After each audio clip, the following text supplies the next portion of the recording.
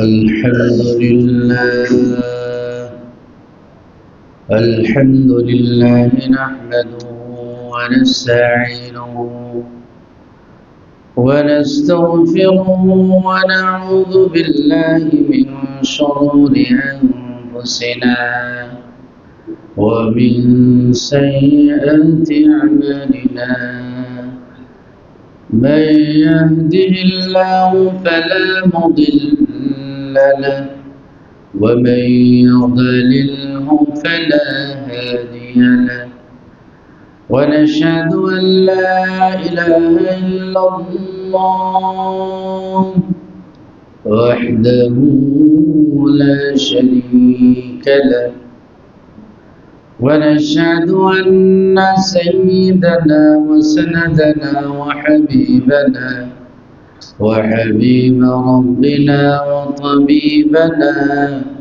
وطبيب قلوبنا محمدا عبده ورسوله الذي أرسله إلى كافة الناس بشيرا ونذيرا وداعيا إلى الله بإذنه وسراجا منيرا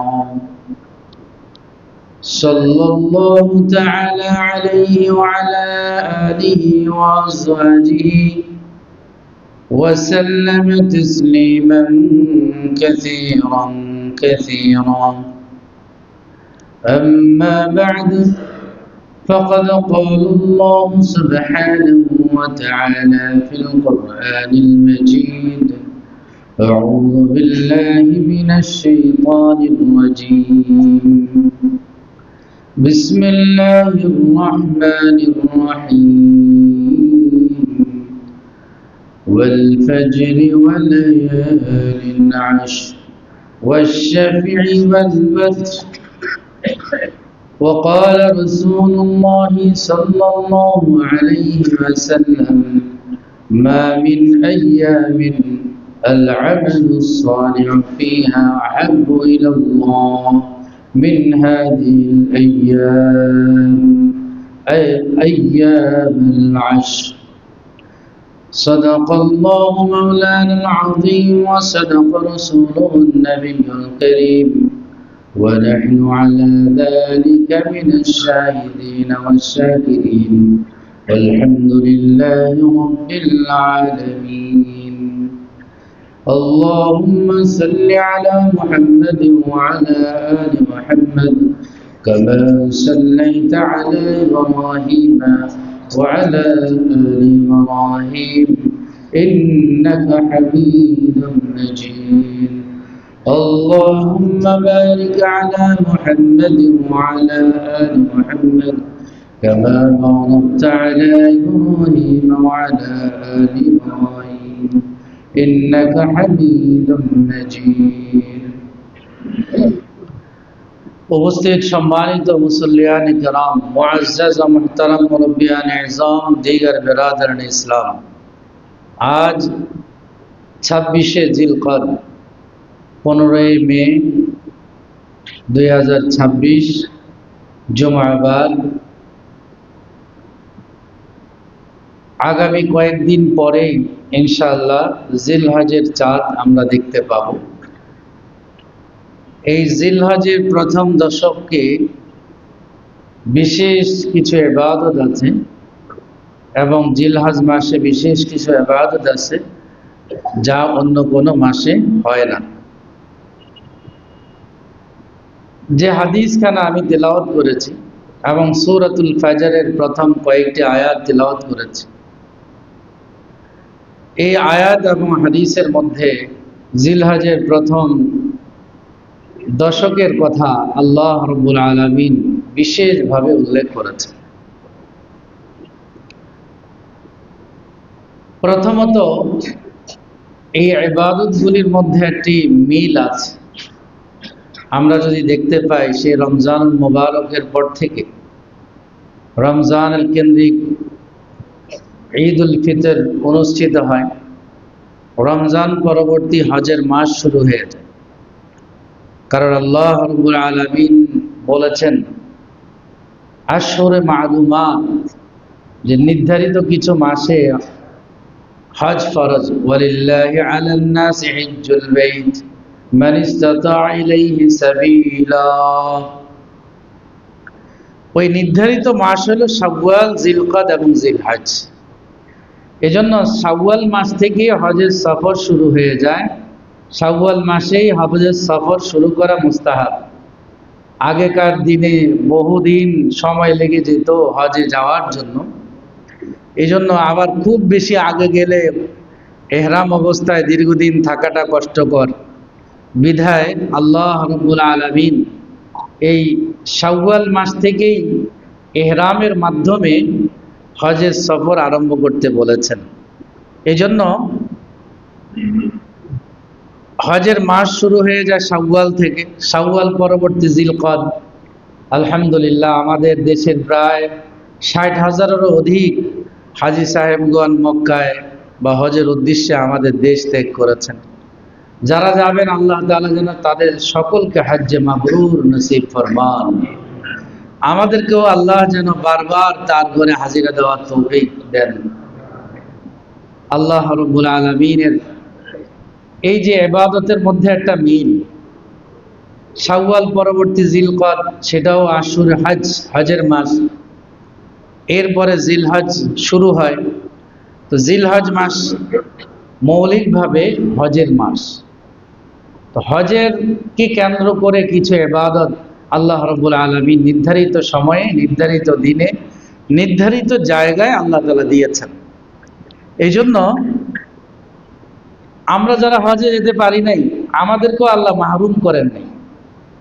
আমাদেরকে বলেছেন তোমরা হজে যাইতে পারো নাই, তাহলে কি হয়েছে, তোমরা তোমাদের দেশে থেকে যখন নাকি জিলহজের চাঁদ উদিত হবে তখন থেকে ইবাদত শুরু করে দাও। প্রথম ইবাদত হবে তোমাদের চাঁদ দেখা। চাঁদ দেখে তোমাদের জিলহজ মাসকে গণনা করা শুরু করো। চাঁদ উঠার আগে একটা ইবাদত আছে। ইবনে মাজাহ শরীফের হাদিসে বর্ণিত আছে, কোনো ব্যক্তি যদি চাঁদ উঠার আগে তার অবাঞ্ছিত লোমগুলি পরিষ্কার করে, নখ এগুলি কাটে সওয়াবের উদ্দেশ্যে, তো আল্লাহ রাব্বুল আলামিন তাকে একটা কবুল উমরার সওয়াব নসিব করবেন, দান করবেন। এই জন্য চাঁদ উঠার আগে, চাঁদ হয়তো মঙ্গলবারে উঠতে পারে, বুধবারে উঠতে পারে, চাঁদ উঠার আগে আমাদের এই ইবাদতটা আছে যে আমরা হাজী সাহেবদের একটা সাদৃশ্যতা অবলম্বন করব। কারণ আপনারা জানেন ইহরাম অবস্থায় চুল, নখ এগুলি কাটা যায় না, উপড়ানো যায় না, উঠানো যায় না। ইহরাম অবস্থায় এটা হারাম। তো আল্লাহ তাআলা চাচ্ছেন যে ওরা ইহরাম বেঁধে আমার ঘরের উদ্দেশ্যে আসছে হাজিরা দেওয়ার জন্য, তাদের জন্য যেরকম নিষেধ, তোমরাও তোমাদের বাড়িতে থেকে তাদের সাদৃশ্যতা অবলম্বন করো। তারা তো ইবাদত হজের মাধ্যমে সওয়াব পাবে, তোমাদেরকেও আমি মাহরুম করব না, তোমাদের আমলনামাও আমি সওয়াব দিয়ে দিই। এই জন্য আল্লাহ রাব্বুল আলামিন আমাদেরকেও মাহরুম করেন না। আমরা হাজী সাহেবদের সাদৃশ্যতা অবলম্বন করব, করে আমরা কোনো ধরনের এই চুল, নখ, কান এগুলি ইত্যাদি আমরা অতিরিক্ত যেগুলি আছে এগুলি আমরা কাটবো না। তাহলে আল্লাহ রাব্বুল আলামিন আমাদের আমলনামায় একটি কোরবানির সওয়াব দান করবেন ইনশাআল্লাহ। যারা কোরবানি দিতে পারবেন না তারা একটা সওয়াব পেয়ে গেলেন, আর যারা কোরবানি দিতে পারবেন, সামর্থ্য আছে, তারা ডবল সওয়াব পাবেন ইনশাআল্লাহ। কোরবানি করলেও সওয়াব, আবার এদিকে তাদের সাদৃশ্যতা অবলম্বন করার কারণে একটা কবুল কোরবানির সওয়াব আল্লাহ আমলনামায় দিয়ে দিবেন। এই জন্য চাঁদ ওঠার আগে আমাদের প্রথম করণীয় হলো এটি। 2 নম্বর করণীয় হলো যে যখন চাঁদ উঠবে তখন আল্লাহ রাসূল সাল্লাল্লাহু আলাইহি সাল্লাম বলেছেন যে মা মিন আইয়ামিন আল আমালুস সালিহু ফিহা আহাব্বু ইলাল্লাহ মিন হাযিহিল আইয়াম আইয়ামুল আশর, যে আল্লাহর নিকটে এই দিনগুলির মধ্যে ইবাদত বন্দি করা এত বেশি প্রিয় অন্য কোনো দিনে নাই। মানে সবচেয়ে প্রিয় দিন হলো এই জিলহজের প্রথম দশক, 9 দিন। এই 9 দিন ইবাদত করা আল্লাহর কাছে সবচেয়ে বেশি প্রিয়। মা মিন আইয়ামিন আল আমালুস সালিহ ফিহা আহাব্বু ইলাল্লাহ। তবে বলছেন ওই ব্যক্তি ইল্লা মান খারাজা বিনাফসি ওয়া মালি ফালাম ইয়ারজি' বিশাইইন, ওই ব্যক্তি এদের থেকেও শ্রেষ্ঠ যে নিজের জান মাল নিয়ে আল্লাহ রাস্তায় জিহাদে গিয়েছে আর জান মাল সবকিছু উৎসর্গ করে আর বাড়িতে ফিরে আসতে পারে নাই। এই ব্যক্তির আমল এই জিলহজের এই 9 দিনের আমলকারী থেকে বেশি প্রিয়। তাইলে বুঝেন আপনি কতটা গুরুত্বপূর্ণ। এই জিলহজের প্রথম দশকের ইবনে মাজার হাদিসের মধ্যে এসেছে, কেউ যদি রোজা রাখে, এক এক দিন রোজা রাখলে এক এক বছর নফল ইবাদত বা নফল রোজা রাখলে যে পরিমাণ সওয়াব পাওয়া যেত, সেই পরিমাণ সওয়াব আমার আপনার আমলনামা আল্লাহ দিয়ে দিবেন। এই জন্য আমরা এই দিনগুলিতে রোজা রাখার মাধ্যমে আমরা আদায় করার চেষ্টা করব, অতিবাহিত করার চেষ্টা করব, যে জিলহজের এই দশকগুলি, এই প্রথম দশক যেন আমরা রোজার মাধ্যমে কাটি ইনশাআল্লাহ। প্রতিটি রোজার বিনিময়ে আল্লাহ রাব্বুল আলামিন আমার আপনার আমলনামায় 1 বছরের নফল রোজা রাখার সওয়াব দান করবেন। রাত্রির ইবাদত, প্রতিটি রাত্রে, এগুলি হাদিসগুলি দুর্বল ফজিলতের হাদিস, আমল করলে সওয়াব পাবেন। কেউ যদি রাতে জিলহজের এই প্রথম দশকের এক একটি রাতে ইবাদত করে, শবে কদর লাইলাতুল কদরে ইবাদত করলে যেই পরিমাণ সওয়াব পাওয়া যেত, সেই পরিমাণ সওয়াব আল্লাহ তাআলা প্রত্যেকের আমলনামায় দিয়ে দিবেন। ওয়াযকুরুল্লাহ ফি আইয়ামিন মা'লুমাত, তোমরা নির্ধারিত দিনগুলিতে বেশি বেশি আল্লাহর জিকির করো, আল্লাহ রাব্বুল আলামিনকে স্মরণ করো।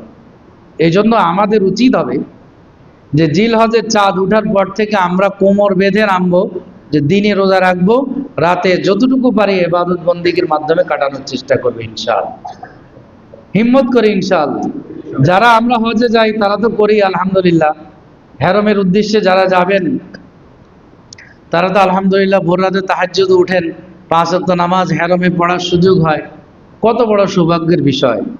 তো তাদের তো রাত দিন ইবাদতের মধ্যেই গেছে, আর যত দিন ইহরাম অবস্থায় থাকবে তিনি তো সওয়াবের মধ্যেই আছেন। পাশাপাশি যদি ওই দিনগুলিতে তিনি বেশি বেশি জিকির আজকারে থাকেন, বেশি বেশি ইবাদত বন্দেগীতে থাকেন, তাহলে ইনশাআল্লাহ তার হজ্জে মাবরুর, হজ্জে মকবুল ইনশাআল্লাহ নসিব হবে। আমরা তো এখন ট্রেডিশনাল হজ করতে যাই। মদিনাতে কিছু গাড়ি রাখা আছে যে আপনি কোন মার্কেটে যাবেন আপনারা গাড়িতে করে ফ্রি সার্ভিস দিবে, মার্কেটে নেওয়ার জন্য, ইবাদত বন্দেগীর জন্য নয়। আর আমরা অনেক টাকা পয়সা নিয়ে যাই যে কোন মার্কেটে কোন জিনিসটা সস্তা, আর ডিনার কোন হোটেলে ভালো, তারপরে দুপুরের খাবার কোন হোটেলে ভালো, এই চিন্তা নিয়ে থাকি। আদৌ এটা নিয়ে থাকবেন না। যারা যাবেন ইবাদতের উদ্দেশ্যে যাবেন, প্রচুর আলহামদুলিল্লাহ আমাদের দেশীয় খাবার যারা হজে নেন, ট্রাভেলসওয়ালারা আমাদের দেশীয় খাবার সরবরাহ করেন। আরো বেশি খাবারের প্রয়োজন হলে দেশে আইসা সোনারগাঁয়ে যাই আপনি 2-3 দিন একসাথে যাই লাগাতার খাইয়ে আইসে। কিন্তু হজে এটা খাওয়ার জন্য নয়, হজে মার্কেটিং করার জন্য নয়, বিলাসিতার জন্য নয়। কি এক আশ্চর্য হয়ে গেছে। আরো দুঃখজনক বাস্তবতা হইল, কথা যেহেতু আসছে বলি, আমাদের মা বোনরা হজে যায়, অনেকে মনে করে হজে গেলে আর পর্দা লাগে না। হ্যাঁ ভাই কেমন আছেন, ভালো আছেন, তো অন্য পর পুরুষের সাথে আড্ডা জমা, আড্ডা, ছেলে মেয়ে কি কোনটা কোথায় আছে, কোনটা কোন জায়গায় আছে, ব্যবসা বাণিজ্য কে করে, কি পড়ে না পড়ে, মিনার মতো জায়গায়, আরাফার মতো জায়গায় যাইয়া শুধু দুনিয়ার আলোচনা, দুনিয়া, তাও পর পুরুষের সাথে। অনেক সওয়াব না? পর্দা, হজের মধ্যে পর্দা নিষেধ করে নাই, পর্দা অলওয়েজ ফরজ।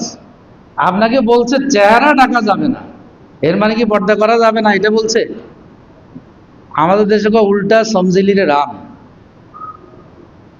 আপনাকে পর্দাহীন হইতে বলে নাই তো। বোরকা নাই, মুখ ঢাকা নাই, অঙ্গ প্রত্যঙ্গগুলি ঢাকা নাই, চলতেছে, আর ব্যাগ একটা নিয়ে হেরমে কিভাবে নামাজ পড়বে ওটা নিয়ে ব্যস্ত। নিজের একটা ফরজ ইবাদত ছেড়ে দিচ্ছি আমি, পর্দা। এই জন্য সাবধান। হজে যাওয়াই শুধু যথেষ্ট নয়, হজের বিধিবিধান জানাও জরুরি। এই জন্য মা বোনদেরকে বলে দিবেন এই চেহারা ঢাকার মতো একটা ক্যাপ পাওয়া যায়, এই ক্যাপটা নিয়ে যাবে। এটা দিয়ে চেহারাও দেখা যাবে না, আবার চেহারার সাথে ওটা লাগবেও না। শুধু চেহারার সাথে পর্দা আবৃত হওয়া এটা নিষেধ, মেকআপ করা নিষেধ, কিন্তু এমনভাবে সিস্টেম করছে একটা, এইভাবে ক্যাপ দিয়ে যে চেহারাও দেখা যাবে না, পর্দাও হবে, আবার এহরাম অবস্থায় যে চেহারা ঢাকা নিষেধ সেটাও পালন হয়ে যাবে। এজন্য দুঃখজনক বাস্তবতা কথা আসছে, এই জন্য বলি যে এই হজে যাওয়া মানে এহরামের এই দিনগুলিতে আরাফা, মিনা, মুজদালেফাতে আপনার ঝগড়াঝাটির জন্য নয়। আপনি এখানে দেশে অনেক আরামে ছিলেন, এসিতে ছিলেন, হয়তো অফিসেও এসি, বাসায়ও এসি, মসজিদেও এসি, কিন্তু আপনি মুজদালেফা যাইয়া খালি ময়দানে শুইতে হবে, কিছু করার নেই। আপনি যদি চিন্তা করেন না আমাকে তো এখানে, হ্যাঁ বেটা আমি কোথায় থাকি জানো, আমার কয়জন পিয়ন আছে, এটা নিয়ে চিন্তা করলে হবে না। ওখানে আপনি ফকির, ওখানে আপনি আল্লাহর কাছে ফকির হয়ে গেছেন, এই চিন্তা করতে হবে। এরপরও এখন হজ বিলাসিতা, এখন মিনায় আপনার এসির ব্যবস্থা, এয়ার কুলারের ব্যবস্থা, আর আরাফার ময়দানে ফুল এসি। ঢুকার আগে এত ঠান্ডা করে রাখছে, এদের তো মোটা বুদ্ধি, এরা শুধু ঠান্ডায় বুঝে যে টেম্পারেচার দিয়ে মিল রাখতে হবে, এটা বুঝে না। অনেকে মানে এতে কাফে যান, যাইয়া অসুস্থ হয়ে যায়, আর 15-16 টেম্পারেচার দিয়ে রাখে, এটা কি শরীরে সহ্য হয়? সহ্য হয় না তো। তো এই আয়সা সর্দি কাশি লাগিয়া অবস্থা খারাপ। আপনি বাইরের টেম্পারেচার যেমন আমরা 24-এ দিয়ে রাখছি, আপনার কোনো কষ্ট হবে না, এখান থেকে বাইরে হইলে কোনো কষ্ট হবে না আপনার, আবার গরমও লাগতেছে না, ঠিক না? এগুলি বুঝতে হবে। এত ইঞ্জিনিয়ার রাখে কি জন্য রাখে আল্লাহ ভালো জানে। এটা তাদের দুর্বলতা, মানে ওরা তো সবসময় এসিতে অভ্যস্ত, তো মনে করে এটাই স্বাভাবিক। কিন্তু সব দেশের মানুষের জন্য আমাদের দেশে নাতিশীতোষ্ণ, না গরম বেশি না শীত বেশি, মাঝামাঝি আছে। এই জন্য ভাই বলতেছি যে এই দিনগুলি ইবাদতের দিন। আমরা যারা হজে যাব, মেহেরবানি করে এই দিনগুলিতে আমরা রোজা রাখার মাধ্যমে হজ করতে পারি। রাসূলুল্লাহ সাল্লাল্লাহু আলাইহি সাল্লাম হজের সময় আরাফার দিনে রোজা রাখেন নাই, কিন্তু যে বছর হজ করেন নাই সব সময় আরাফার দিনে রোজা রাখছেন। আরাফার দিনে বিশেষ একটা ফজিলত, সিয়ামু ইয়াউমি আরাফা আহতাসিবু আলাল্লাহ আন ইউকাফফিরা আস-সানাতা আল্লাতী ক্বাবলা ওয়াস-সানাতা আল্লাতী বা'দা। কেউ যদি আরাফার দিনে রোজা রাখে তাহলে আল্লাহ রাব্বুল আলামিন তার 1 বছরের পূর্বের 1 বছরের পরের সগীরা গুনাহগুলি মাফ করে দিবেন। সহিহ হাদিসে আছে, সিয়ামু ইয়াউমি আরাফা আহতাসিবু আলাল্লাহ আন ইউকাফফিরা আস-সানাতা আল্লাতী ক্বাবলা ওয়াস-সানাতা আল্লাতী বা'দা। আল্লাহ আমাদেরকে তৌফিক দান করুক। এইজন্য হজের দিন রাসূলুল্লাহ সাল্লাল্লাহু আলাইহি ওয়াসাল্লাম আরাফার দিনে রোজা রাখেন না, এটা শুধু হজের সময়। অনেক ক্লান্তি, অনেক পরিশ্রম, এখনো বিলাসিয়াতে হইলেও কিন্তু দেখবেন যে হজ মানেই পরিশ্রম, সবচেয়ে কঠিনতম ইবাদত। এই জন্য আল্লাহ রাব্বুল আলামিন যেন আমাদেরকে ইবাদতের উদ্দেশ্যে সেখানে নেন, আমরা যেন ইবাদতের উদ্দেশ্যেই যাই। মার্কেটিং করার জন্য এই লাখ সাবান কিনতে হলে সৌদি আরব যাওয়া দরকার না, এগুলি এখন বাংলাদেশে পাওয়া যায়। ভালো ভালো ব্র্যান্ডের সাবান আছে, শ্যাম্পু আছে, এগুলি কি সৌদি আরব থেকে আনা লাগবে? অহেতুক। আমরা আনি হলো কিতাবাদি, যেগুলি পাওয়া যায় না, কিতাবাদি নাই ওইগুলি। কারণ সবাই তো আশা থাকে যে হজের থেকে আসলে খেজুর বা ইত্যাদি দিবে, এই আশাতে ধুলে বাড়ি দেয়।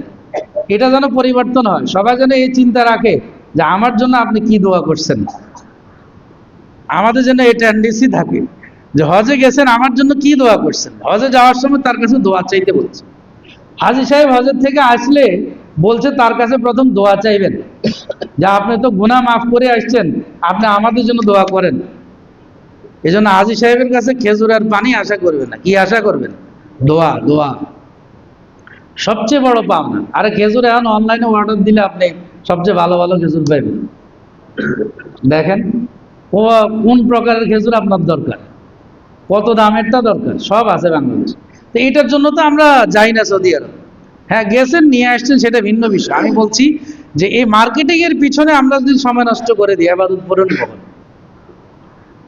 আর যদি বাবি সাহেবদেরকে নিয়ে শুধু ঘুরেন মার্কেটে মার্কেটে, তাহলে আপনার রাতও যাবে দিনও যাবে, এই 7 লক্ষ টাকা আপনার কাজে লাগলো না, দুনিয়া আখেরাতে কোনো কাজেই লাগলো না।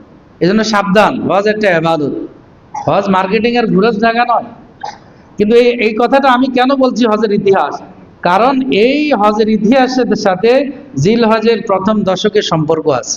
হজের ইতিহাসের সাথে হযরত ইব্রাহিম এবং ইসমাইল আলাইহিস সালামের যেটা আমাদের জন্য ইবাদত কোরবানি সেটার সাথে সম্পৃক্ততা আছে, এই জন্য কিঞ্চিত আলোচনা করা।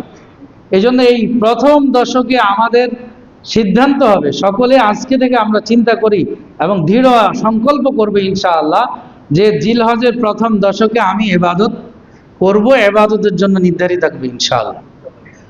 রোজা থাকি ইবাদত করতে বা খুব কঠিন পরিশ্রম না করি, যারা আমরা অফিসে যারা কাজ করি, কোনো কঠিন বিষয়, বরং রোজার সাথে সময়ের এত বরকত হয়, যেদিন রোজা রাখি না ওই দিনের চেয়ে কয়েক ঘন্টা বেশি আমার কাজ করা যায়, পড়ালেখা করা যায়। দেখেন আপনি, শরীরও ভালো থাকবে, রুহও ভালো থাকবে। হযরত হাকিমুল উম্মত থানভী নব্বরাল্লাহু মারকাদাহু বলছেন, রোজা দেখার দ্বারা শরীর দুর্বল হয় কিন্তু রুহ তাজা হয়। রুহ তাজা হওয়া দরকার আছে, তাইলে আপনাকে টেনে মসজিদে নিয়ে আসবে। রুহ তাজা হইলে আল্লাহর হুকুম পালনে আপনাকে উদ্বুদ্ধ করবে, সহযোগিতা করবে। এই জন্য শরীরের দুর্বল হোক কিন্তু রুহ যদি তাজা হয়, এটা কাম্য। এই জন্য প্রথম দশকে আমরা হিম্মত করি ইনশাআল্লাহ যে এই 9 দিন ইনশাআল্লাহ আমরা সকলেই রোজা রাখবো। যারা 9 দিন রাখবো না, রাখতে পারবো না, যে কদিন পারেন এই কদিন রাখেন। আর বিশেষভাবে আরাফার দিনে আমরা 9 জিলহজ আমরা রোজা রাখার চেষ্টা করব।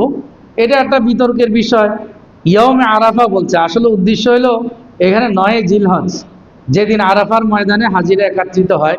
তা আপনি 8 তারিখ, আমাদের জন্য 8 তারিখ 9 তারিখ, আমাদের 8 তারিখ ওই দিন হাজী সাহেবরা আরাফাতে অবস্থান করেন, আমাদের 9 তারিখ, সেদিন তাদের 10 তারিখ। তা আল্লাহ তো সকলের জন্য আমল রেখেছেন, শুধু সৌদি আরবওয়ালাদের জন্য নয়। বিশেষভাবে রসুল তাদের কাছে আসছেন, এই জন্য তাদেরকে সম্বোধন বেশি করা হয়েছে। এর অর্থ আমরা আমল থেকে মাহরুম যাবে এমন না। এই জন্য আপনি প্রয়োজনে 8 তারিখ 9 তারিখ রাখেন, কারো যদি সন্দেহ হয়। আর আমরা 9 তারিখ বিশেষভাবে হাদিসে উল্লেখ আছে, এই 9 জিলহজ আমরা রোজা রাখার মাধ্যমে ইনশাআল্লাহ কাটানোর চেষ্টা করব। এরপরে আমল যেটা সর্বোচ্চ গুরুত্বপূর্ণ আমল, সেটা হলো কোরবানির আমল। এই কোরবানি একটা আর্থিক ইবাদত।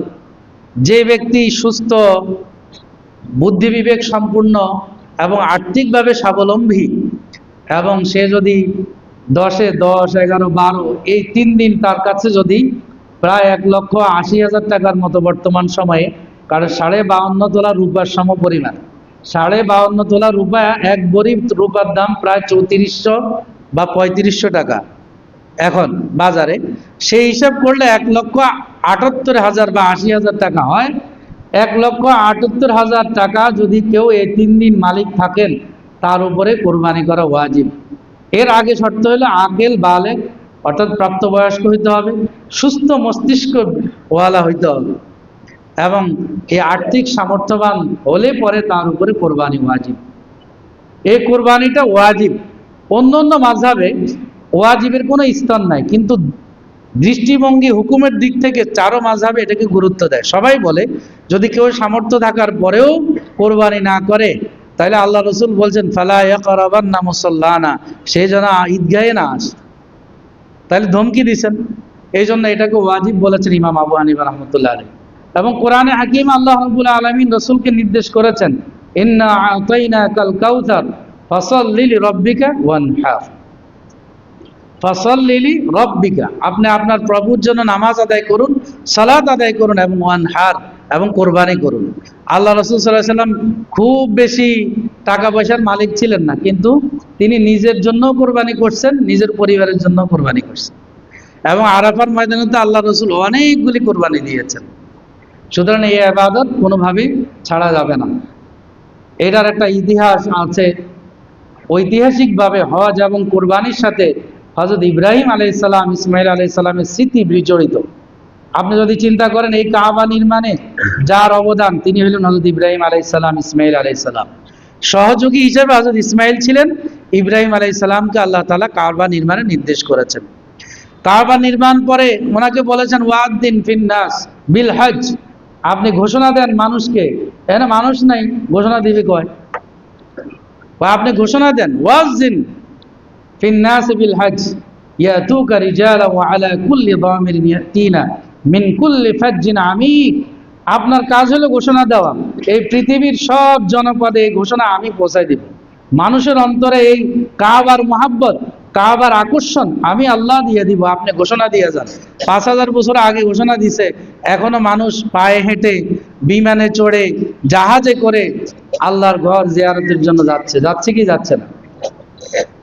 কাবার সাথে হযরত ইব্রাহিম ইসমাইলের স্মৃতি সম্পৃক্ত আছে, এবং সেখানে মাকাম ইব্রাহিম এখনো সেই স্মৃতিটা এখনো রেখে দেওয়া আছে। কাচের ঘরে দেয়ালের দেখবেন আপনারা মাকাম ইব্রাহিম, সেখানে একটা কাচের ঘরের মধ্যে আল্লাহ রসুল হযরত ইব্রাহিম আলাইহিস সালামের পা পদচিহ্ন এখনো সেখানে সংরক্ষিত আছে। এরপরে আপনি দেখেন সাফা মারওয়ার দৌড়াদৌড়ি, হযরত ইসমাইলের এই পানির পিপাসা যখন লেগেছে, কোনো খাদ্য পানাহার কিছুই তো নাই, অরণ্য এই মরুভূমিতে, লোক নাই, কিছু নাই, মানুষ নাই, জন নাই, কোনো খাবার নাই, কোনো কিছু উৎপাদনও হয় না এখানে। আমাদের দেশে যেরকম যুদ্ধ বিগ্রহের সময় কচু গাছ কেটে এনে, শাকলতা এনে রান্না করেও খাওয়া গেছে, এবং এগুলি খুব উপকার। কচু গাছ খায়, কচুর লতি তো খাইতে বলে যাদের রক্ত শূন্যতা আছে, হিমোগ্লোবিন কম, কচুর শাক এগুলি খাইতে বলে, তো এটা তো উপকার। আমাদের আশপাশে যে সমস্ত শাক আমরা খাই বাড়ির আশপাশে, এগুলি সব মানুষের জন্য উপকার, এগুলি ঔষধ। এই যে 16 নম্বর বাজারে বিক্রি হয় দেখেন, সে এরকম কোনো ব্যবস্থাও নাই, মরুভূমি যেখানে পাথর, আপনি ইচ্ছে করলেও কিছু রোপণ করে সেখানে উৎপাদন করা সম্ভব নয়। আল্লাহ রাব্বুল আলামিন এই হযরত হাজেরার এই দৌড়াদৌড়িকে পছন্দ করছে। এটা কিয়ামত পর্যন্ত আগন্তুক সমস্ত উম্মতের জন্য এই সাফা মারওয়া তে 7টা দৌড়াদৌড়ি করা ওয়াজিব করে দিয়েছেন। এটা হজের একটা অংশ। এটা হযরত ইব্রাহিম আলাইহিস সালামের স্ত্রী হযরত ইসমাইলের আম্মার সাথে স্মৃতি বিজড়িত, এবং যে জমজমের পানি আজকে 5000 বছর থেকে পান করতেছেন, সেটা হযরত ইসমাইলের পায়ের আঘাতে সৃষ্টি হওয়া সেই জমজমের পানি নিরবিচ্ছিন্নভাবে এই সেবা দিয়ে যাচ্ছে। কিয়ামতের আগে এটার পানি কমা শুরু হবে, অলরেডি এটা শুরু হয়ে গেছে। এটা আল্লাহ রসুল বলে গেছে, কিয়ামতের আগে জমজমের পানির লেয়ার কমে যাবে, পানি কমে যাবে, তো সেটা শুরু হয়ে গেছে। তো এটা হযরত ইসমাইলের পদের আঘাতে, পায়ের আঘাতে জন্ম নেওয়া সেই কূপ, যেটা পৃথিবীর সবচেয়ে ভালো পানি, সবচেয়ে মিনারেল ওয়াটার, এবং যেটা খাদ্য এবং পানাহার দুইটার জন্যই উপকারী। এই জন্য 7 তাওয়াফ করার পরে হাজী সাহেবদের জন্য পেট ভরে আগে জমজমের পানি খাওয়া, এটা মুস্তাহাব। জমজমের পানি পেট ভরে খাবেন, চেহারায় লাগাবেন, মাথায় দিবেন, তবে নট কোল্ড, যেটা ওইটা বাঙালিরা জায়গায় ঠান্ডা খাইয়েন না, খাইলে আপনি জ্বরে আক্রান্ত হয়ে আবার হজে করতে পারবেন না, সাবধান। আপনি খাবেন হইলো যেটা গরম, যেটা ঠান্ডা নয়, গরম। ওরা ওখানে বরফ দিয়ে রাখে, এই জন্য খুব ঠান্ডা, ওটা আমরা খেতে পারি না। খাইলে আমাদের গলা ব্যথা, মাথা ব্যথা, সর্দি, জ্বর এগুলি শুরু হয়ে যায়। এই জন্য জমজমের পানি পেট ভরে খাবেন, খাইয়া এরপরে সাফা মারওয়াতে দৌড়াদৌড়ি করেন, দেখবেন আপনি ক্লান্ত হবেন না। আপনার এই পানি খাওয়ার সাথে সাথে ক্লান্তি দূর হয়ে যাবে, এবং এটা বারাকা, এটা বরকত। যত খাইতে পারেন, যত গায়ে লাগাইতে পারেন। আবার অনেকে নিজের দাফন কাফনের কাপড় চোপড় ধুই নিয়ে আসে, এটা অপ্রয়োজনীয়। এটা দিয়ে আপনি জান্নাতে যাইতে পারবেন না। সারা জিন্দেগি নামাজ পড়েন নাই, এখন আপনি কাফনের কাপড় জমজমের পানিতে ধুইলে আপনি জান্নাতে চলে যাবেন, এ ধরনের ধারণা থেকে আমাদের বেরিয়ে আসা দরকার। কথা বুঝেন নাই? এবং আর একটা কথা মাঝখানে বলে দিই, যারা নামাজ পড়ে না এদের সাথে কোরবানির ভাগ দিবেন না। যারা 5 ওয়াক্ত নামাজ পড়ে না এদের সাথে কোরবানি দিবেন না, আপনার কোরবানিও কবুল হবে না। যে বেটা নামাজ পড়ে না, যার কাছে নামাজের গুরুত্ব নাই, এর কোরবানির কি গুরুত্ব? হে গোস্তুল্লাহ দিতেছে, এটা নিশ্চিত। এই ব্যাপারে কোনো অনিশ্চয়তা থাকার কোনো প্রয়োজন নেই। কারণ ফরজ আবাদত বাদ দিয়া যে নফল টানাটানি এত আগ্রহ কেন? কারণ ফ্রিজ অপেক্ষা করতেছে 1 বছরের জন্য, যে এটাতে বন্দি করে রাখবে, 1 বছর পর্যন্ত এটা ছুটকি দিবে। এই জন্য মাঝখানে বলে দিলাম, যারা নামাজ পড়ে না 5 ওয়াক্ত গুরুত্ব সহকারে, এদের সাথে কোরবানি দিবেন না। ভালো করে মনে রাখেন, ইমাম আবু হানিফা ছাড়া সমস্ত ইমাম বলছে যে নামাজ পড়ে না হে কাফের হয়ে যায়, তার ইমানে থাকে না। কত জঘন্য কথা! আপনি কি সহজ কথা মনে করছেন এটাকে? আল্লাহ আমাদেরকে হেফাজত করেন, আল্লাহ আমাদেরকে হেফাজত করেন। 5 ওয়াক্ত নামাজ জামাতের সাথে আদায় করার তৌফিক দান করেন। ওরা তো ওই ইমামদের নিকটে ওরা কাফের হয়ে যায়। ইমাম আহমদ ইবনে হাম্বল বলছেন যে নামাজ পড়ে না, কারণ হাদিসে স্পষ্ট আছে, মা বাইনাল কুফর ওয়াল ঈমান তারকুস সালাহ, নামাজ ছেড়ে দেওয়া আর কুফরির মাঝে পার্থক্য হলো নামাজ ছেড়ে দেওয়া, মানে যে নামাজ ছেড়ে দেবে সে কাফের হয়ে যাবে, স্পষ্ট হাদিস আছে। যদিও ইমাম আবু হানিফা রাহমাতুল্লাহ বলছেন সে কাফের হবে না, ফাসিক হবে, তাকে কাফের বলা যাবে না। একজন ইমাম বাসায় দিছে আর কি আমাদের। এই জন্য যে নামাজ পড়ে না এর সাথে কি দিব না, আমরা কোরবানি দিব না। প্রয়োজনে ছাগল একটা কিনে একা একা দিবেন, তারপরও শরীকে কোরবানি দিবেন না। এমন লোক যদি না পান যারা নামাজি কালামি আল্লাহকে ভয় করে, এরকম যদি না পান তো একা একা একটা খাসি কিনে নিজের কোরবানি দিবেন। তারপরে আপনার ইবাদত যেন সহি হয়, আপনার ইবাদত যেন সহি হয়, আল্লাহর কাছে কবুল হয়, এটা আমাদের দায়িত্ব বলে দিছি, বাকিটা আপনার কাছে ইনশাআল্লাহ। এটা তো আছেই, হারাম মাল দিয়ে কোরবানি দিলে তো কোরবানি হবেই না। নামাজের কথাটা এই জন্য বলছি যে নামাজের গুরুত্ব দেয় না অনেক। যদি কেউ হারাম মাল দিয়ে কোরবানি দেয়, কথা খেয়াল রাখেন, হারাম মাল কেমনে কেমনে হয় আপনারা জানেন। হারাম মাল কেমনে কেমনে হয় এটা সবাই জানা আছে। ঘুষের মাল এটা হারাম মাল, সুদের সম্পদ এটা হারাম মাল।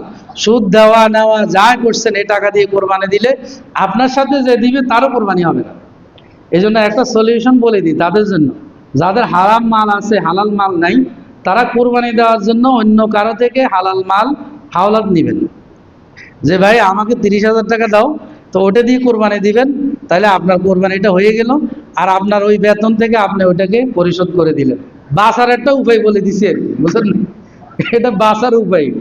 কিন্তু কোরবানি কবুল হওয়ার জন্য প্রথম শর্ত হলো হালাল মাল দিয়ে কোরবানি দিতে হবে। কারণ এটা হলো ইরাকাতুদ্দাম লিল্লাহি তাআলা, আল্লাহর জন্য দেয়। আর এটা আল্লাহ তাআলা লা ইকবালু সালাতুন বিগাইরি তাহুরিন ওয়ালা সাদাকাতুন মিন গুলুলিন, তিরমিজি শরীফের একদম প্রথম হাদিস। আল্লাহ রাসূল বলেন যে ওযু ছাড়া নামাজ হয় না, আর হারাম মাল দিয়ে সদকা কবুল হয় না। হারাম মাল দিয়ে কি হয় না, সদকা কবুল হয় না। তো কোরবানির ইতিহাসের সাথে বলছিলাম যে একটা হযরত ইসমাঈল, ইব্রাহিম, এবং আপনারা জানেন যে ইব্রাহিম আলাইহিস সালাম আমাদের আদি পিতা। হুয়া সাম্মাকুমুল মুসলিমিন, তিনি আমাদেরকে মুসলমান নামকরণ করেছেন। এই জন্য আমরা, আমাদের পরিচয় হলো আমরা মুসলমান। ধর্মীয় পরিচয় আমাদের কি, আমরা মুসলমান। আমাদের ধর্মীয় পরিচয় আইডি কার্ডে থাকে, পাসপোর্টে থাকে যে আমরা কি মুসলমান। এই নামকরণ কে করছে, ইব্রাহিম আলাইহিস সালাম। কোরআনে আল্লাহ রাব্বুল আলামিন বলছেন হুয়া সাম্মাকুমুল মুসলিমিন। আর ইসলাম কাকে বলে এটা বুঝলে সহজ। ইসলাম বলা হয়, ফার্সিতে বলে গর্দান নিহাদান বতাআত, মানে কারো আনুগত্যে নিজের সবকিছু বিলীন করে দেওয়া, কারো মহাব্বত ভালোবাসায় তার আনুগত্য স্বীকার করে তার সামনে সবকিছুকে নত করে দেওয়া, এটার নাম হলো ইসলাম, এটার নাম হলো মুসলমান। যে করে তাকে মুসলমান বলে, আর এই করাটাকে বলে ইসলাম। এই জন্য ইসলাম মানে যে আল্লাহর হুকুমের সামনে, রাসূলের আদর্শের সামনে আমি নত, এটার নাম হলো ইসলাম। এই কারণে সূরা সাফফাতের মধ্যে ইব্রাহিম আলাইহিস সালাম এবং ইসমাঈল আলাইহিস সালামের বিষয়টা আল্লাহ রাব্বুল আলামিন এভাবে উপস্থাপন করছেন, ফালাম্মা আসলামা ওয়া তাল্লাহু লিল জাবিন। ইব্রাহিম এবং ইসমাঈল যখন আল্লাহর নির্দেশের সামনে নিজেকে নত করে দিয়েছেন, আসলামা। নবী আমার মুসলমান হয়েছে কেন, নবী তো আগে থেকে মুসলমান। তো এখানে আসলামা বলছে যে আল্লাহ তাআলা, মানে আল্লাহ যে নির্দেশ দিয়েছেন কোরবানি করো, ইসমাইলকে আমার জন্য কোরবানি করো, ইসমাইলও এই বিষয়ে রাজি হয়ে গেছে, ইব্রাহিমও আনন্দ চিত্তে আল্লাহর জন্য নিজের প্রিয় সন্তানকে কোরবানি করার জন্য প্রস্তুতি নিয়েছেন, আল্লাহর হুকুমের সামনে নিজেকে সঁপে দিয়েছেন। এই জন্য আল্লাহ বলছেন ফালাম্মা আসলামা ওয়া তাল্লাহু লিল জাবিন ওয়া নাদাইনাহু আইয়া ইব্রাহিম ক্বাদ সাদ্দাকতার রুইয়া। আল্লাহ বলতেছেন ওয়া নাদাইনাহু আইয়া ইব্রাহিম, তখন আমি ডাকলাম ও ইব্রাহিম, ক্বাদ সাদ্দাকতার রুইয়া, তুমি যে স্বপ্ন দেখেছো আর স্বপ্নের বাস্তবায়ন তুমি করেছো, এটা সঠিক হয়ে গেছে, হয়ে গেছে, স্বপ্নের বাস্তবায়ন হয়ে গেছে। সুতরাং দেখে যে ইসমাইল একদিকে পড়ে আছে আর একটা দুম্বা জবাই হয়ে আছে। ওই দুম্বা জবাইয়ের স্থানকে মসজিদে কাবাস। আপনারা যখন মিনাতে যাবেন, তো মিনাতে জামরাতে যাওয়ার আগে হাতের বামে পাহাড়ের উপরে দেখবেন একটা সাদা মসজিদ, আপনাদেরকে দেখাবে যে এটা হলো ইসমাইল আলাইহিস সালামের জবাইয়ের স্থান, এটাকে মসজিদে কাবা বলে। তুর্কিরা ওই সমস্ত স্মৃতি বিজড়িত জায়গায় মসজিদ নির্মাণ করছে। এটা একটা মসজিদ, এটার নাম হলো মসজিদে কাবাস। এই মসজিদে কাবাস এখনো ইসমাইল আলাইহিস সালাম, ইব্রাহিম আলাইহিস সালামের সেই স্মৃতি বহন করে। এবং যখন জবাই করতে নিতে যাচ্ছিল, তখন মিনাতে যে 3 জায়গায় পাথর মারছে, শয়তানে ওয়াসওয়াসা দিছে। এই জন্য শয়তানরে পাথর মারতে যাই না আমরা, এটা হলো একটা স্মৃতি রেখে দেওয়া হয়েছে। এই জন্য অনেকে জজবাতে যায় জুতোও মারে, আর পাথর একটা নয়, এত বড় পাথর নিবে এই চনা বুটের পরিমাণ। বুঝে না, পড়ালেখা করে না, জানে না, হুজুররা কইলে এটাও খেয়াল করে না। যখন হুজুররা বলে তখন হে নাক খাইস যায়, আর মসজিদে আসলে জুমার দিন জুড়ে, তো এ শিখবো কই থেকে? বুঝেন না কথা? হজের সময় হে আর আরেকজনে কথা বলতেছে, আর হুজুররা শিখাইতেছে যে আজকে আমাদের করণীয় কি। আমি তো দেখি জানেও না, জানার আগ্রহ নেই, তো যাইয়া বড় বড় পাথর মানে। যারা যাবেন পাথর, এই যে স্মৃতি বিজড়িত ইব্রাহিম আলাইহিস সালামকে যখন শয়তান ওয়াসওয়াসা দিচ্ছিল, 3টা জামারাত, এই স্মৃতি এখনো, এটা স্তম্ভ, এটাকে শায়ের বলে, এটাকে রেখে দেওয়া আছে। ওই 3 জায়গায় আমরা পাথর নিক্ষেপ করি। তো প্রথম দিন 3 দিন পাথর নিক্ষেপ করতে হয়। পাথর নিক্ষেপ করতে যাইয়া আমরা প্রথমে শুরু দিয়ে চেষ্টা করি। পাথর নিক্ষেপ করার জন্য খেয়াল করবেন, যা হইতে আপনি একদম শেষে চলে যাবেন, ওই মাথায় যেয়ে একদম কাছের থেকে মারতে পারবে, কোনো কষ্ট হবে না, কারো ঠেলাঠেলি হবে না। কিন্তু জানি না, একদম শুরুতে যাইয়ে জজবাতে শয়তানরা মারে। আসলে শয়তান এখানে নাই, শয়তান হলো আপনার আমার অন্তরের ভিতরে, এটাকে আগে না ঠিক করেন।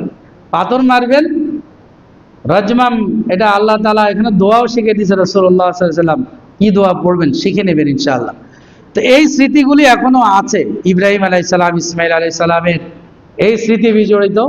এই তখন থেকে কোরবানি এটা রেখে দেওয়া আছে। রাসূলুল্লাহ সাল্লাল্লাহু আলাইহি ওয়াসাল্লামকে সাহাবায়ে কেরাম জিজ্ঞাসা করছে, মা হিয়াল আদাহি ইয়া রাসূলুল্লাহ, ও আল্লাহ রাসূল, এই কোরবানি কি? তখন আল্লাহ রাসূল বলছেন, সুন্নাতু আবিকুম ইব্রাহিম, তোমাদের আদি পিতা ইব্রাহিমের একটা আদর্শ, একটা রীতি নিয়ম। সুন্নাতের অর্থ এখানে এটা। তো বললো, ওয়ামা লানা ফিহা ইয়া রাসূলুল্লাহ, তো আমরা ওই রীতি পালন করলে কি লাভ হবে হুজুর? কয় যে বিকুল্লি শাআরাতিন হাসানা, কুরবানির পশুর প্রত্যেকটা পশমের বিনিময়ে এক একটি নেকি আল্লাহ দিবেন। আর এই উম্মতে মুহাম্মদিয়ার বিশেষ বৈশিষ্ট্য, এক নেকিকে 10 নেকিতে পরিণত করে আল্লাহ তাআলা দিবেন। এই জন্য কোরবানি দিব ইনশাআল্লাহ। গরু গোশত তো শুক্রবারে লাইন ধরে, গোশত তো এখানে 16 নম্বরে তো 2-3টা গরু জবাই হয়, তো সেটা তো খাওয়া হয়। গোশত খাওয়ার নিয়ত যেন না হয়, এটা তো আমরা পুরো বছরে খাইতে পারি, একমাত্র আল্লাহর সন্তুষ্টির জন্য দিব। আল্লাহ তাআলা সেটা থেকে আমাদের খাওয়ারও সুযোগ করে দিয়েছেন। এই জন্য উত্তম হইল গোশতকে 3 ভাগে ভাগ করা, 1 ভাগ নিজের জন্য, 1 ভাগ আত্মীয় স্বজনের জন্য, 1 ভাগ গরিব মিসকিনের জন্য আমরা বন্টন করে দিব। আচ্ছা, অনেক ভাই এভাবেই বন্টন করে দেয়, আরে ভাই গোশত খাওয়ার তো আল্লাহ আপনাকে সামর্থ্য দিছেই, আপনি আরো কিনে খেতে পারবেন, তাজা তাজা খাবেন, বাসিটা খাবেন কেন? সুতরাং আল্লাহ রাস্তায় দিয়ে দেবেন, আল্লাহ রাস্তায় দিয়ে দেওয়ার চেষ্টা করে ইনশাআল্লাহ, তাহলে কোরবানি পরিপূর্ণতা আসবে ইনশাআল্লাহ। তো এই স্মৃতি বিজড়িত, যখন আল্লাহ রসুল হযরত ইব্রাহিম যাচ্ছিলেন, তখন শয়তানে ওয়াসওয়াসা দিচ্ছিল যে কেন এটা করবা, নিজের ছেলেকে হত্যা করা এটা কি যুক্তিসঙ্গত? আসলে তো যুক্তি, এটা তো আল্লাহর পরীক্ষা ছিল, এবং এই পরীক্ষায় পাশ করবেন এটাও আল্লাহ জানেন। এই পাশ করার মাধ্যমে আল্লাহ তাআলা এটাকে কিয়ামত পর্যন্ত স্মৃতি হিসাবে রেখে দিবেন। এটা আল্লাহ তাআলা সূরা সাফফাতে বলছেন, ওয়া তারাকনা আলাইহি ফিল আখিরিন, পরবর্তীদের জন্য আমি এটা স্মৃতি হিসাবে রেখে দিছি এই কোরবানিকে। ওয়া তারাকনা আলাইহি ফিল আখিরিন, পরবর্তী উম্মত কিয়ামত পর্যন্ত যারা আসবে, হজে গেলেও ইব্রাহিমকে স্মরণ করবে, ইসমাইলকে স্মরণ করবে, হাজেরাকে স্মরণ করবে। কোরবানি হজে না আসলো, যেখানেই থাকুক, পৃথিবীর যে প্রান্তে থাকুক, কোরবানি করার সময় সেই ইব্রাহিম আলাইহিস সালামের স্মৃতি বিজড়িত সেই ইবাদত তারা স্মরণ করবে। সুবহানাল্লাহ।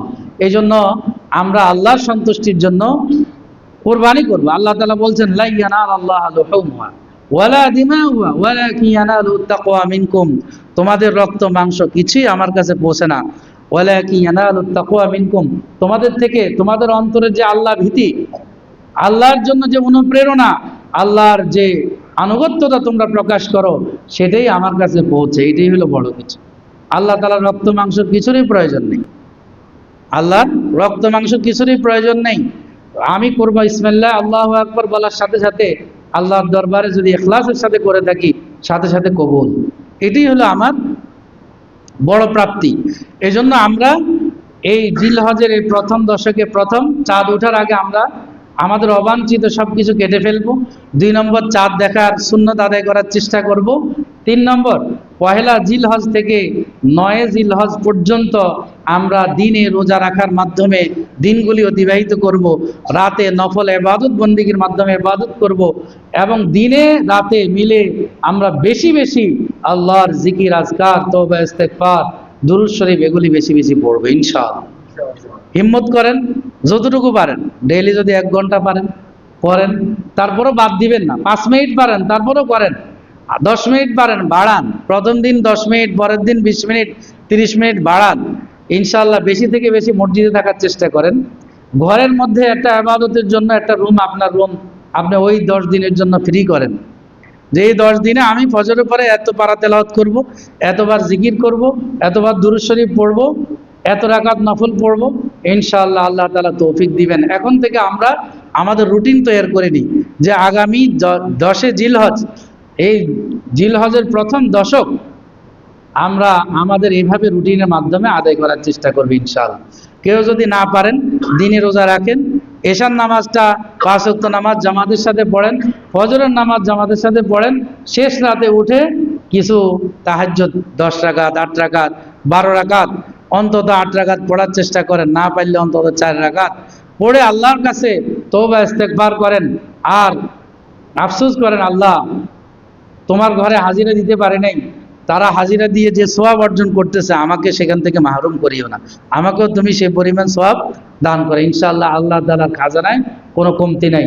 আল্লাহ রাব্বুল আলামিন আমাদের সকলকে এই দিনগুলি ইবাদত বন্দেগীর মাধ্যমে কাটানোর তৌফিক দান করেন। সকলে বলে আমিন। যারা হজে যাবেন তাদের জন্য আমাদের দোয়া, তাদের কাছেও আমরা দোয়া চাই। আল্লাহ তাআলা যেন তাদেরকে হজ্জে মাবরুর নসিব করে, হজ্জে মাকবুল নসিব করেন, এবং তাদের সফরকে যেন আল্লাহ তাআলা সহজ করেন। আজকে থেকে সবাই হজ হাজিদের জন্য দোয়া করবেন। এই দোয়ার উসিলা আল্লাহ তাআলা আপনাকে হয়তো হজ করার তৌফিক দিবেন। টাকা পয়সা হইলেই হজ করতে পারে না, টাকা পয়সা হইলেই কি করতে পারে না? হজ করতে পারে না। আল্লাহ তাআলা চাইলে টাকা পয়সা ছাড়াও হজ করা যায়। আল্লাহ আমাদেরকে তৌফিক দান করেন। তাদের জন্য বেশি বেশি দোয়া করবেন, তাদেরকে আল্লাহ যেন হজ্জে মাকবুল নসিব করেন। আর আপনিও চেষ্টা করেন, যারা যুবক আছেন প্রতিদিন 50 টাকা 100 টাকা জমা করেন হজের জন্য, হজের ব্যাংক বানান। আল্লাহ তাআলা দেখবেন যে টাকা জমা হওয়ার আগেই আপনারা নিয়ে যাবে ইনশাআল্লাহ। এই জন্য আল্লাহ বন্দার হিম্মত চান, বন্দার চেষ্টা চান। যখন বন্দার চেষ্টা করে আগাইতে পারে তো আল্লাহর রহমত তার দিকে তো দৌড়ে আসে। সে হাঁটতেছে আর আল্লাহর রহমতও দৌড়ে আসতেছে। এই জন্য আল্লাহর রহমতে কোনো কমতি নাই ইনশাআল্লাহ। আল্লাহ তাআলা আপনাকে হজে নেবেন। আল্লাহ তাআলা আমাদের সকলকে হজ্জে মাবরুর নসিব করেন, এবং এই জিলহজের প্রথম দশক যেন আমরা ইবাদতের সাথে কাটতে পারি সেই তৌফিক নসিব করেন। যারা আমরা ক্বাবলাল জুমা পড়িনি, মেহেরবানি।